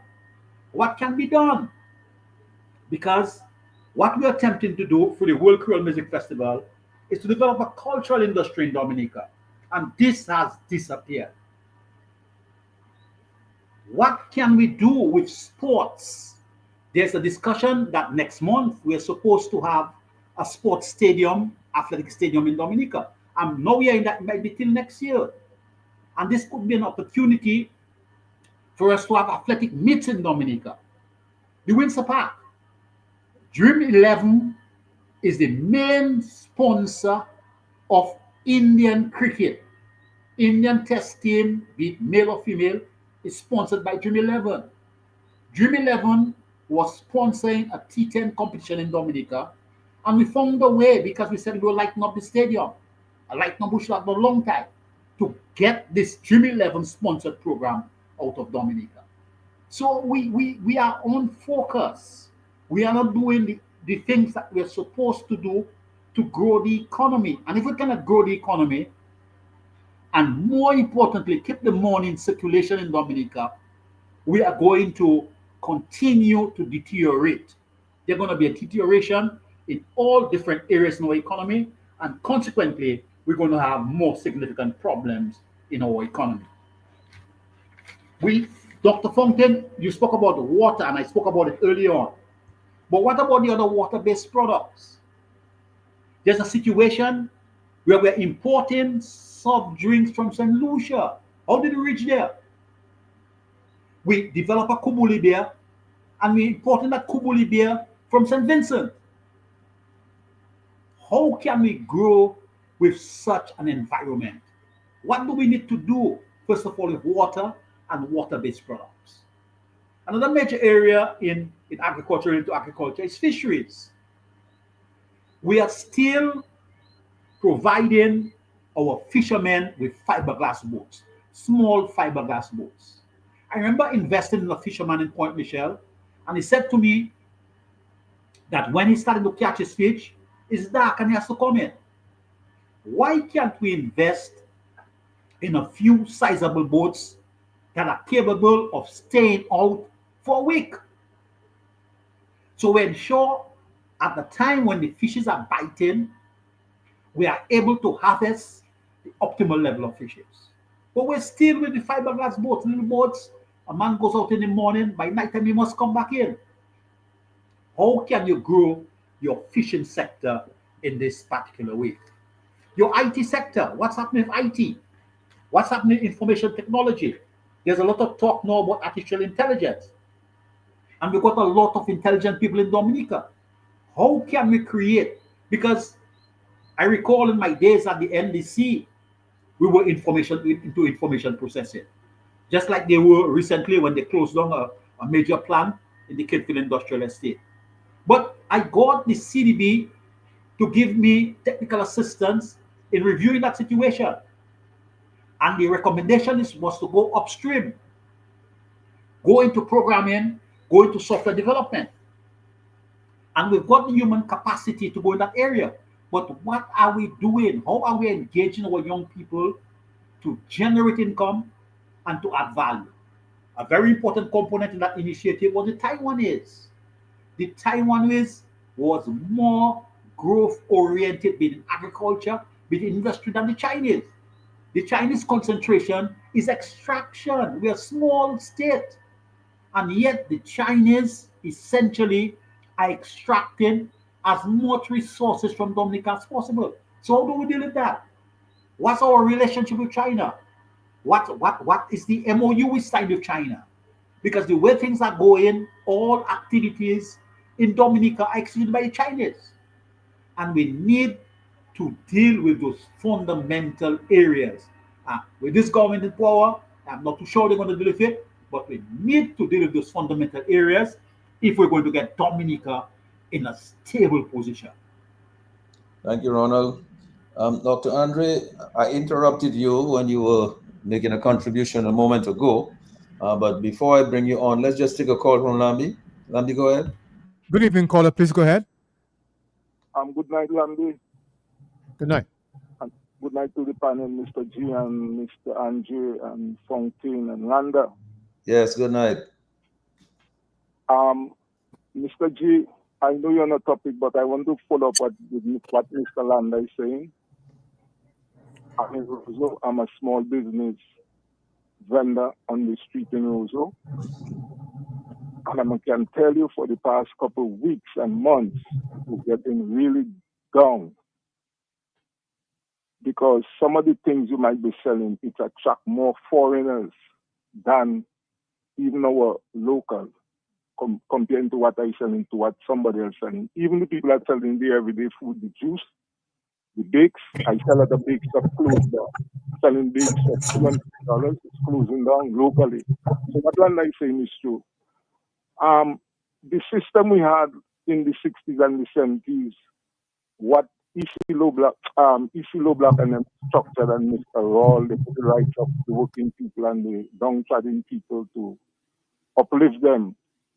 What Liberal fight is coming right back, and it's not just the politician, the politicians place certain people in certain positions in the banks, in ministries, and it's like the Dominican is not getting the representation. And even you put a new government there, it's going to be a very back-tumbling situation because our own people are very oppressed to one another.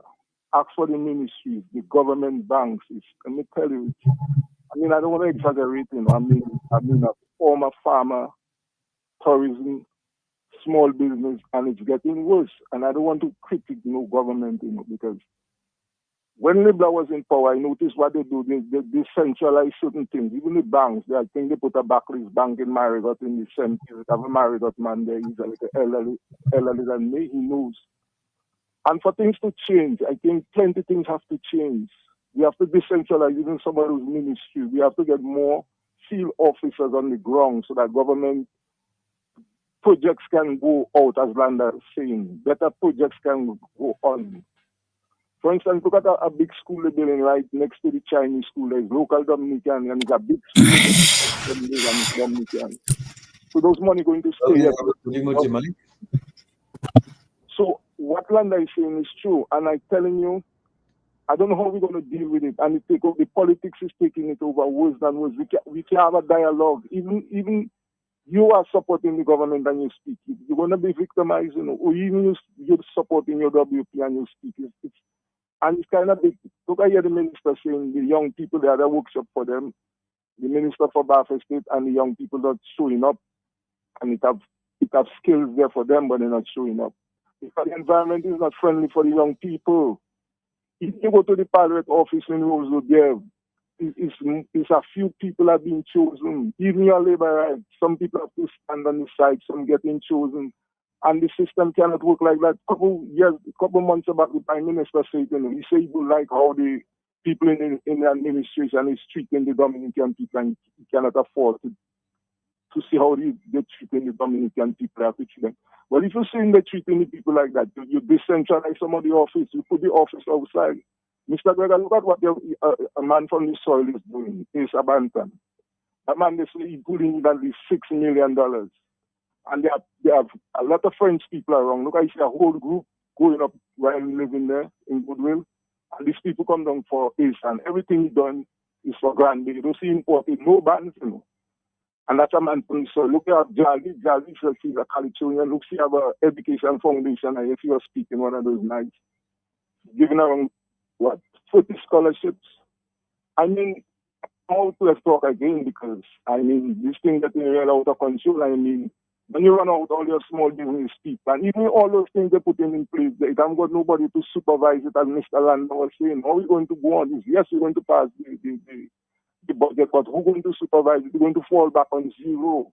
And it's not working. If you listen to Mr. Sam Raphael, he said, even the Creole Festival should be more decentralized. The week before the activities, you should have more people coming in and going all over the island. I mean, I don't know how they're going to deal. I don't know how the opposition are going to deal with that, but it's not easy as a thing. As I tell you, all the administration systems set up there, the black people are worse than white. They're worse than the white people. That is what the Liberal changed. So even if you change the government, the system, some of the secretaries are difficult. I have experience in the government there where the cabinet approve a document for me, I go for it. The director in the ministry don't want to give to me because he's the government, he support the government. The government not going to go against him because they are the people, and you cannot run a government and all your top office people supporting you. It's a couple months back, the Prime Minister walked on ministry and he said there is corruption inside of there. We all know what I'm saying. I mean, how are you going to run a country when all your top directors and ministry people support you? You're going to have conflicts. Have a good night. Okay, and thanks a lot for that contribution. Dr. Andre, you let me come to you now. All right. Okay, what specifically do you want me to respond to?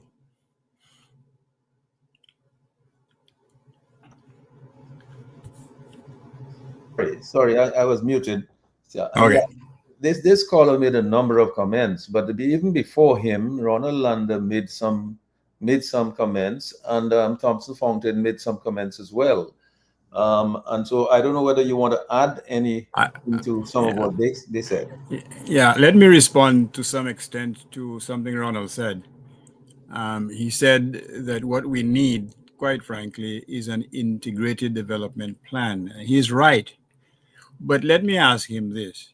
If there is no commitment to building an economy that benefits every sector of your society or community, then it stands to reason that you will not ever have an integrated development plan, because such a plan would inure to the benefit of all your citizens.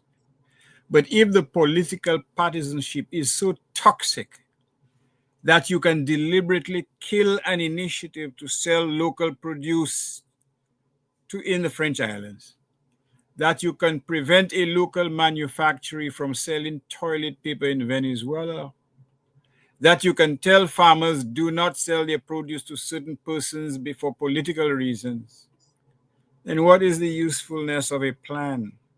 Because the commitment is not there. The commitment is to benefit a few. The commitment is basically to have people bow prostrate at the feet of greed before they can get any benefit. And hence we have the strange phenomenon in Dominica of the turncoat politician. Those who are bought lock, stock, and barrel to turn not just the other cheek, but to jump on the other side. Whether they've received positions as ambassadors, whether they've received positions as speakers of the House, whether they've received a few nuggets of partisanship. If you don't have the commitment to benefit the whole of the community, irrespective of race, class, political affiliation, or otherwise, then the integration plan, unfortunately, is not going to get us too far, because it will only be based or enforced or allowed to work to the benefit of a certain few. So the fundamental thing, the fundamental change we need are persons committed to the development of the island, irrespective of what party you support. Even if you only support the party that opens on Friday night or Saturday night. If you don't have that type of holistic approach, an approach which is not tethered to political allegiance, then you are imposing a millstone around the neck of Dominica's development. So that is what we need. That is the approach to governance that we need. And when you talk about a for the people, by the people, of the people, you have to make sure that it means exactly what it says. A desire, a belief, a goal of seeing all your people prosper, all your people doing well, all of them, their children getting scholarships, opportunities galore for all of them, jobs on the basis of merit as opposed to something else, opportunities created based on skills. That's what you need. Persons committed to seeing their own people rise and strive and build generational wealth. Without that commitment, with the greatest of respect, we are nowhere. Thank you, Dr. Andre. Looks like we're run out of time anyway. So I'd like to take some final closing remarks from the table. Ronald, let's start with you, your closing remarks. You want to unmute your mic? Unmute your mic. Okay. We at a very... No, you're muted again. Right, good, you're good. Okay. We at a very critical stage in Dominica. Our country has deteriorated. We drive around the roads are in a poor condition, especially in roads with the sidewalks, a lot of dilapidated buildings. There is no production taking place. You see nothing being exported. The tourism sector is there. It's not going anywhere. You talk about marina and airport, foreign people involved in that. So we are at a very critical stage in Dominica.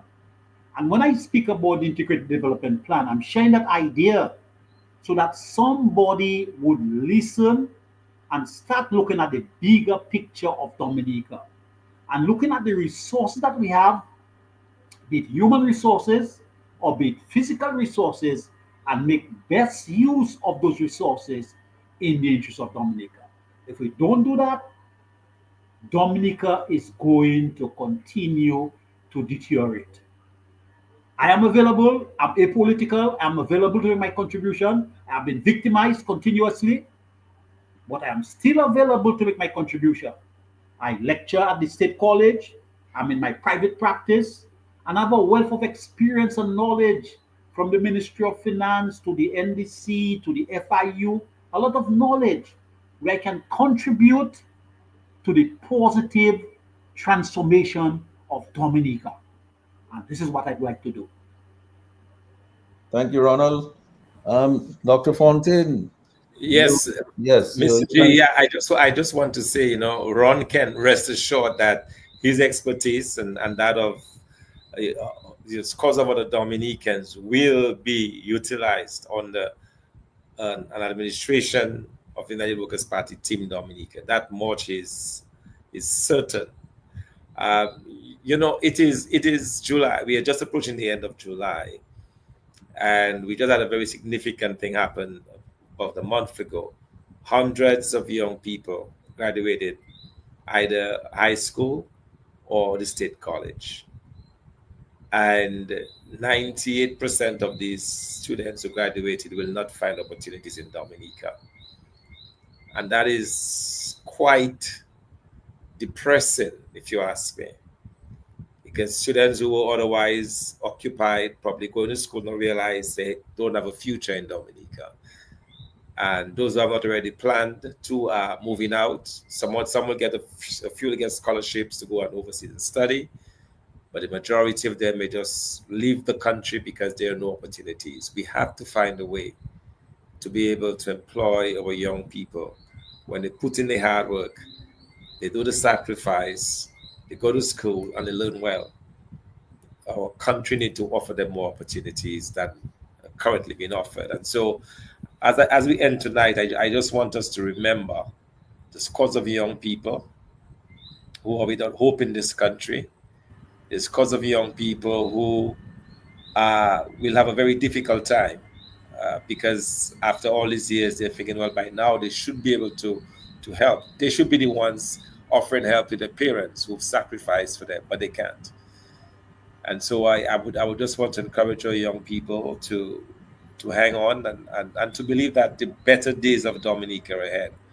I am of the firm belief that our better days are ahead. We are going through a very dark and difficult time right now. As Ron just indicated, nothing seems to be happening in terms of growth, in terms of economic activity, in terms of production, in terms of even good thinking on a budget. Nothing appears to be going right in this country. And I would just encourage you young people to be confident enough that change is coming to Dominica. But that will only happen with their support and with their input. And so now is a good time for us to begin to think about changing what has obtained for the past 25 years, making that change and putting Dominica on this better place. And for those diasporans who are listening tonight, I suspect scores and scores of diasporans are listening. You have a place in Dominica to be able to help to grow this economy, to help to develop this country. And I have every confidence that we can do this together, that we have the human resource, we have the natural resources that we need to make this country the best place to live, to work, and to enjoy life. There is no question in my mind that this is within our reach. But we have to deal with our politics. We have to deal with the bad leadership that has existed over the past 25 years, and it's taken us nowhere, as it's been highlighted by this budget that we've just seen. No vision, no energy, nothing that you can really hang your hat on. And so it's up to us, I believe, to make that change. And so I'm very confident that we will. And I'm excited to be part of this move to bring change to Dominica. And I thank you, Mr. G, for the opportunity. Yeah, thanks a lot, Dr. Fontaine. I mean, your contribution tonight was awesome. Dr. Andre, your closing remarks? Yes, let me commend both Dr. Fontaine and Ron Lander for their excellent presentations. Let me congratulate Brother Lambie for the sterling job he's done, and Sherwin in the back, steering the ship. the sheep of efficiency and so on.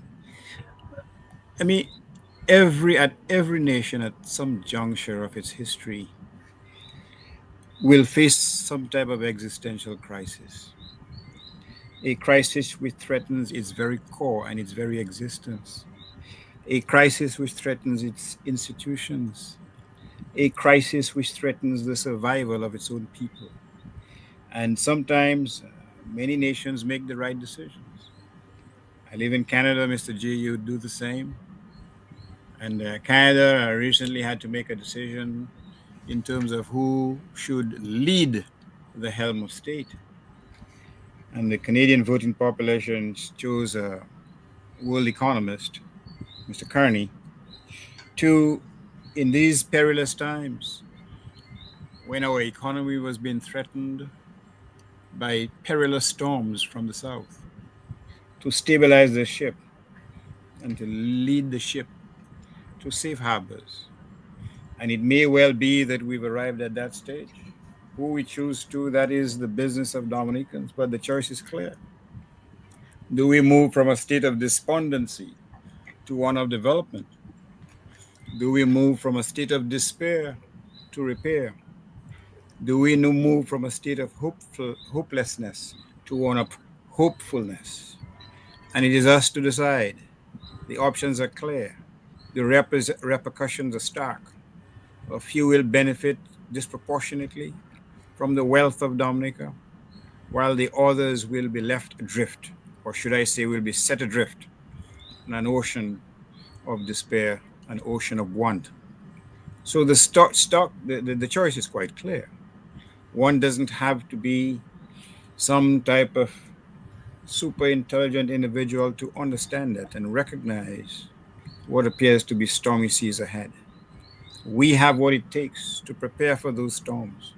We have what it takes to put together a program of development and initiatives to ensure that we will reverse the tide of history. We will reverse the exodus out of Dominica. We will reverse, quite frankly, the dearth of opportunities. We will reverse the situation where foreigners are shipping significant sums of money out of Dominica unabated. So it is within us to reverse that trend. And I'm very optimistic that in fact we will, but we all have to put our shoulders collectively to that wheel. So I thank you for listeners, those of you who are not tired of that stale voice, so to speak. And I hope that you join in the enterprise, which is to say, to save Dominica. Thank you. Yeah, thank you, Dr. Andre, and thank you, Ronald, and thank you, Dr. Thompson Fontaine, and thank you to all of the folks for listening to us on the radio, on Facebook, on YouTube. I mean, obviously, these budgets of these past few years have not really inspired hope, and it has not really transformed the lives and the living standards of Dominicans. All they have to do is look in the fridge, and they will see. So thank you so much, everybody, and good night, Dr. Andre. Good night, Lambie. Good night, Ronald and Thompson Fontaine. Good night, everybody. Take care. All right.